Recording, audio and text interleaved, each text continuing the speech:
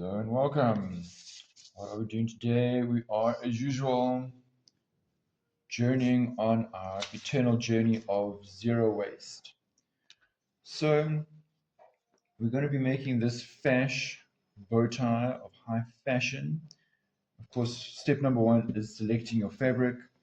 And while you're doing that, of course, you can always just see some of these pieces that are too small or not the right kind of fabric or whatever other 100 other reasons that we can't really be reworking these into suit bags.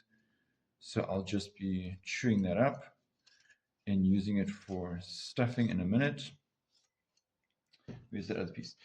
So this kind of fabric, it's a bit of a gamble between too thick and too thin as usual. You can't really use something like a lining. That's not going to work. It's just going to be too flimsy. You can use wool, you can use a cotton, as long as it's not too thick, it's going to be fine.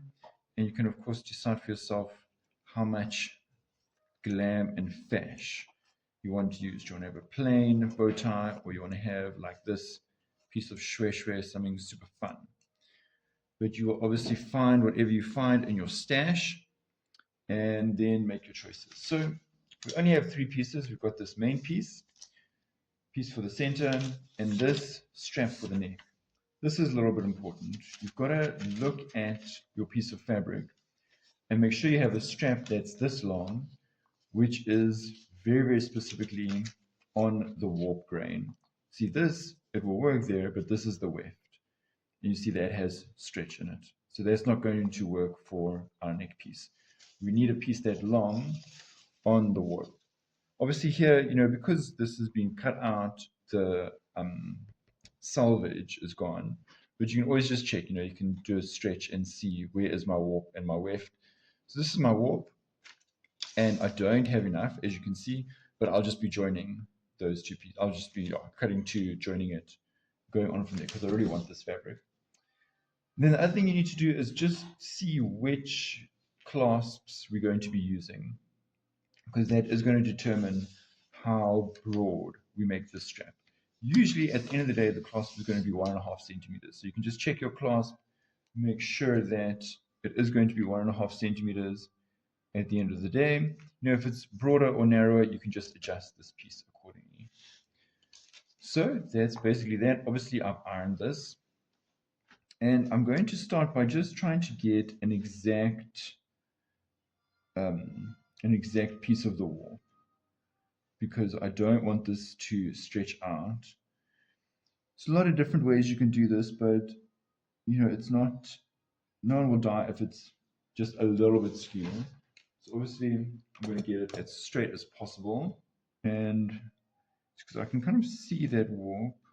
Well, I can see the weft grains. So I'm going to go warp. Now this I think is 4 centimeters, so I'll just draw that somewhere while I'm here without the pattern piece. Then the main portion, we want as much on the diagonal on the bias as possible. So you also do need to think about your grain line and the pattern. This is now not really feasible to put it on the bias. You see there, I'm going to have a random corner cut off there. Suppose no one would die. Let's see, can we squeeze it this way? Where's my diagonal? Let's see. Now look at that. Just squeeze it in there.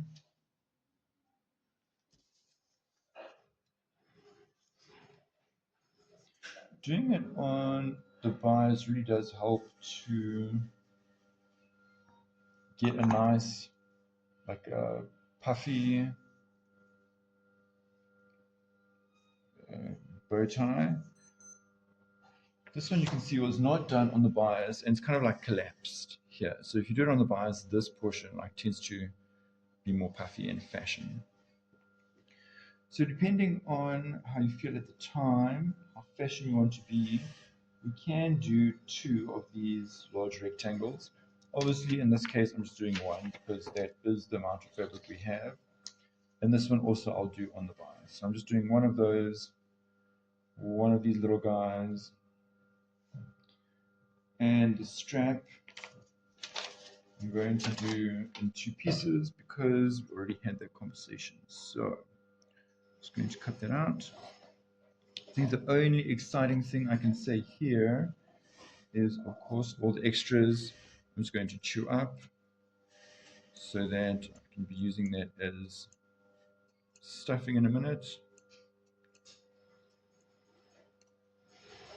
And that here, joining this part of the strap, we are not going to draw it on a straight line.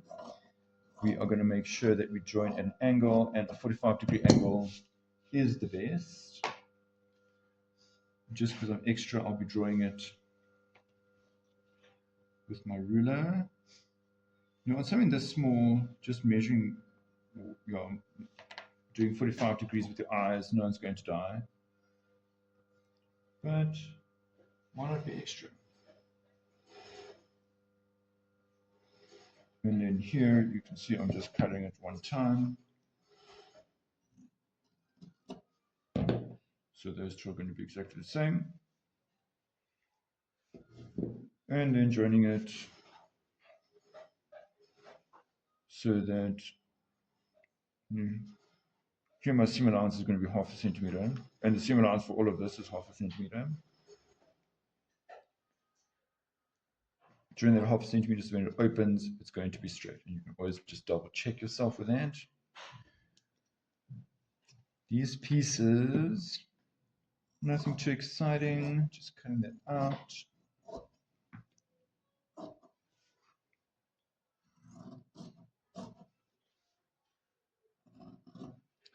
So this piece we're going to iron kind of like a bias binding, just in half, and then the sides to the center. You don't have to bring the sides all the way to the center. That is kind of a style option that you can have. You can bring them only maybe a little bit in, all the way in, however you feel. Okay, so that is going to be ironed, just, you know, both sides to the center like that. And like I say, you can iron it all the way in, or you can iron it just a little bit, totally up to you. And this, we're just going to do kind of like tube and just stitch that at 1/2 centimeter seam allowance. Let's make it. Okay, back from the iron, you see this one, I just ironed up the edges. I decided to make a fatty for this one. You can do whatever you like, as long as it's fashion. Here I ironed that seam open. I'm just trimming off these corners.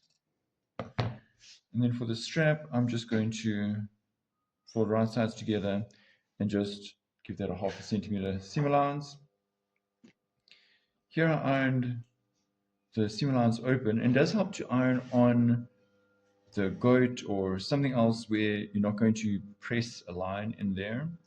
It's going to make it easier to turn around. So I'm just going to, you know, when you turn around, it's not going to have a line there that you have to iron out. Just going to turn that around. Keep turning, keep turning. And from here, there's really nothing too exciting. Obviously, I could have used my little gizmo, but for something this small, you know, whatever. Do what you like. Just make it fabulous. So here I've got that all the way out, and what I'm going to do is give it another iron, and there we go. You know, I'll just go and give that another iron, making sure that this seam is in the center. I'll just iron that flat like so, and this, you know, stitching like that. And of course, to turn that around, I will be using my turner thingies. Back from the iron, see that's now nice and flat. What I did forget to do with this guy is check, because I just joined those 2 pieces willy-nilly. So I should actually check this against my pattern, and you see it is a little bit longer. I'm honestly not going to bother to cut that off because it is adjustable anyway. And here you can see I've ironed the seam allowance open. And here it's a good idea to use, here I just use the sleeve board. Now see, this is actually the exact same size as the sleeve board, so it's not going to help you too much. What I do is I put it on the edge, and I iron just on the edge here, so I don't flatten that, and then this is obviously off the edge. No one will die if you iron a little bit, you iron a crease here on the edges. It is just then more work later on to iron it then flat.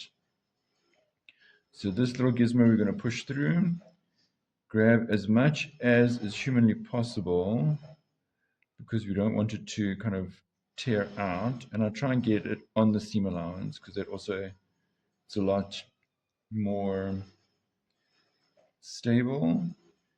And this first portion is the toughest, just turning it around like that. Got to get it turned. And then, once you've got it, there you go.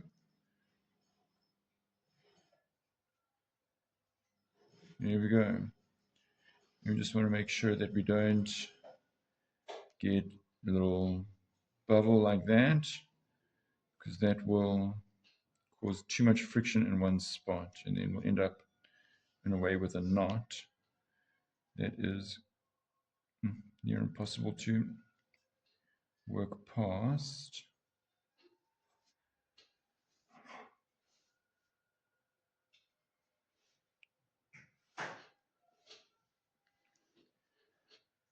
Just that happens sometimes. I'll grab it from here where I know it's more stable, because you don't want to put too much pressure on that hook, because if that snaps out, especially at a place like this, then really you don't actually have a solution. You kind of have to do a cut and a lot of drama, a lot of therapy. Just don't do it.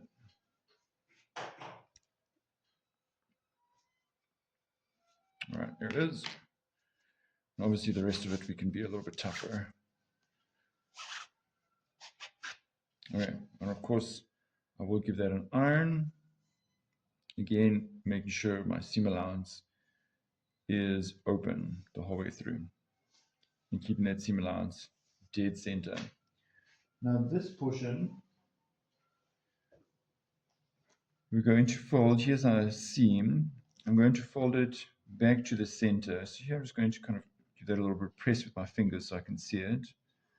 And I'm just going to have this ever so slightly over the center.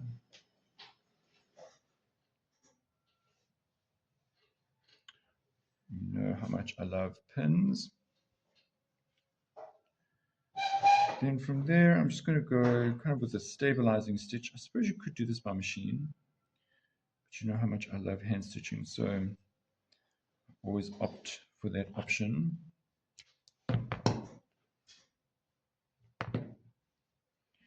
And I'm just going to do basically a running stitch just to secure this, so it's not going to flap around too much.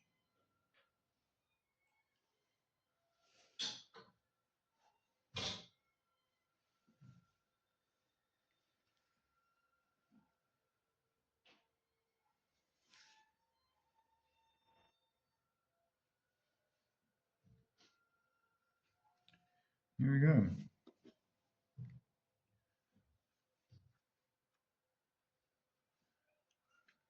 So here it's important there at the center to overlap a little bit, because we want a little bit of bulk here, because when we fold this, we don't want it to be too skinny here, because then our this band for the neck piece, it's not going to really be able to tie nice and flat. And there's not really any like rules about this. You can just do it like that. This pattern is just organized to kind of flip to the center. And I'm just going to, again, just do some securing stitches.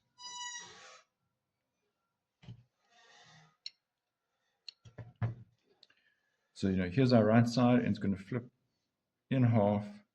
I'm going to stitch maybe 3/4 centimeters. I'm just going to secure that. If you find that with this whole process, your bow tie is still too skinny, what you can do is put a piece of felt in between there so that when you bring this back, it gives a little bit of volume there.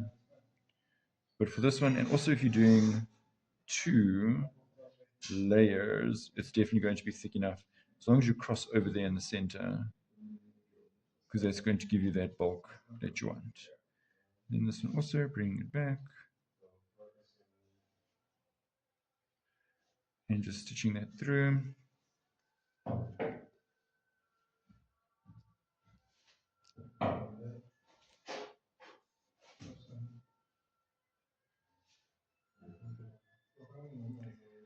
And there we have the basics of the bow tie. At the moment, I'm just going to move my needle kind of out the way there, thread out the way, because I am going to be using it. Then we take our center strap and we just wrap that around. I suppose we should actually first do this and have it in there. So let me iron that quickly. I'll be back.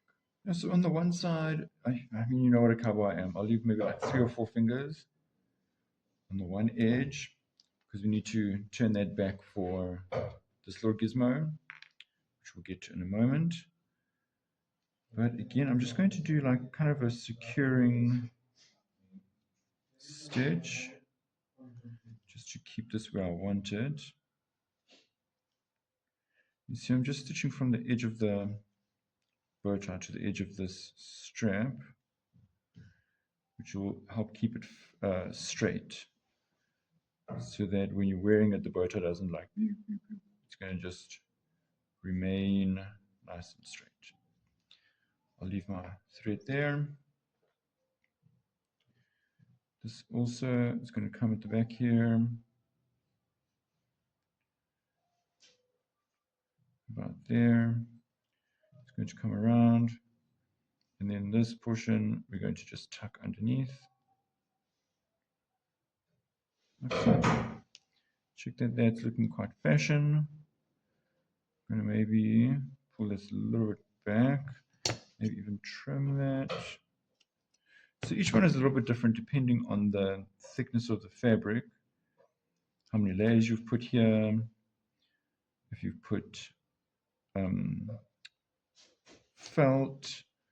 So you have to kind of gauge everyone as you go.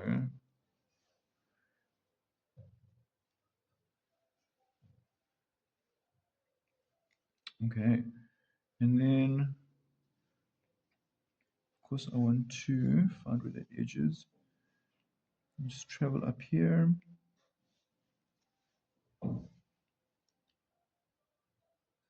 And stitches down. Now here I actually want to change to a double thread, because this I want to be reasonably strong. So I'm going to knot this second one off.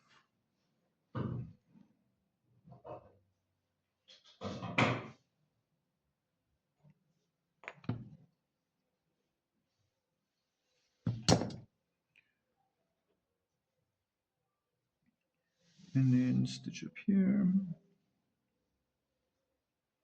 and pull out the excess. There we go. Now I'm going to double.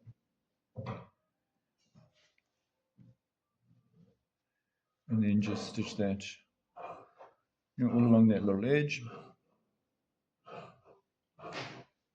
As you know, I like to have a completely straight stitch showing and then a diagonal stitch underneath. I just feel that's the most fashion and the least likely to get caught on something and rip out. And there it is. And there we have it.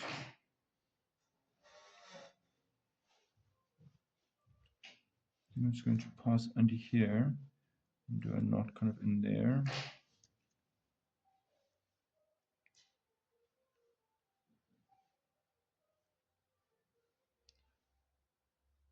There it is. So that's basically that.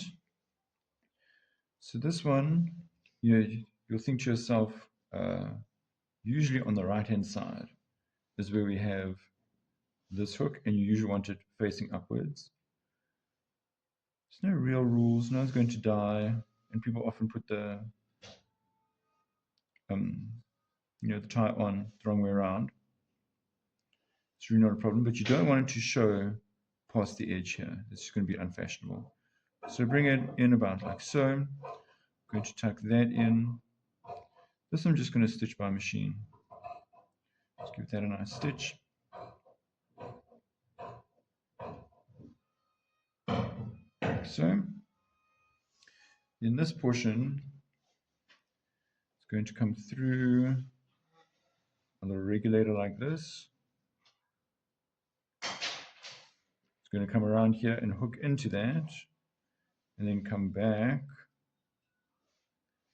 into the center of this guy. So I'm just going to move that out the way and get this in the center.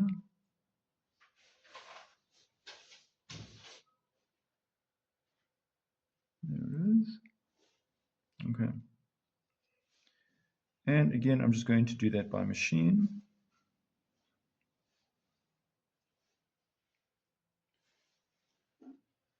So it's going to be secured there. Then that's how you'll adjust your neck size.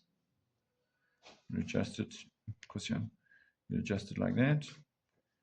And then that will hook in there. And there's your super fabulous bow tie. So like I said, if you want, you can do 2 layers there, which will just make it a little bit more puffy. And try and get it on the bias. See, this one doesn't really want to puff out like that. Keeps wanting to collapse. Whereas this one, you see, easy to puff, especially if you do like so and open that up. There. Nice and easy to puff. So the bias gives it that bounce, which is really lovely. Yeah. Fashion, baby.